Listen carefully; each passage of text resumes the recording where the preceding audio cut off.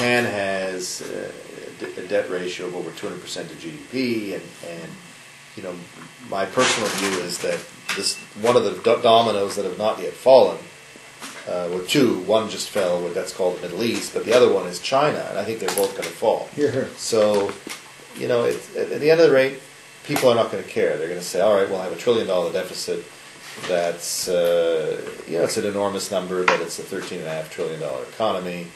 But what you have to understand is that this year, in the asset markets, you've lost roughly $25 trillion of global assets. So okay, far. And that's well. That's right. That's actually very, very correct.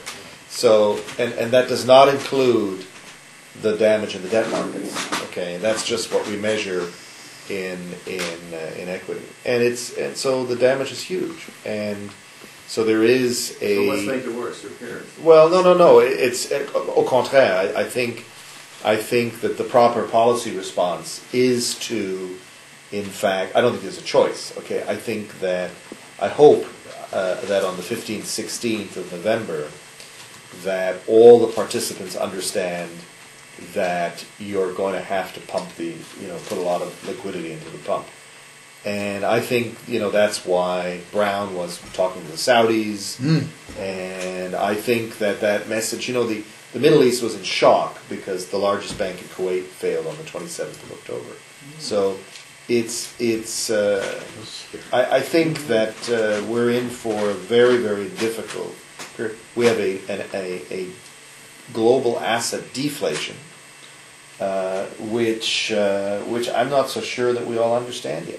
This is the first great asset deflation that we've had since the 1930s, and it is, in fact, I think, much worse than the 1930s, because the number, in the 1930s, it was basically who had money in the 1930s. Okay, well, you had the UK markets crashed in 27, 28, and the US market, but this is a global issue, and it's Japan, it's the Mideast, it's everywhere, it's India, and so and the promise, and I'm not going to. But let me just make the point. I think the emerging markets are dead for quite a while. So and there is so much. There's no liquidity, and it's a very, very difficult process. So I don't think $1 trillion deficit is inappropriate. And if you can finance, right now the short end of the U.S. curve is 50 basis points, 40 basis points, right? And I think the surprise is going to be, despite huge deficits, that the Treasury curve will go down. In fact, I think that that Treasury bonds are going to be looked upon as something that everybody wants. So you can have a 10-year bond at 2.5, at 2.75.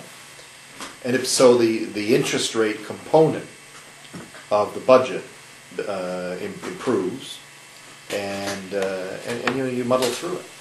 But I was shocked tonight how quickly Wells Fargo comes out 2 minutes after the close and says, "Oh, well, we just looked at Wachovia and."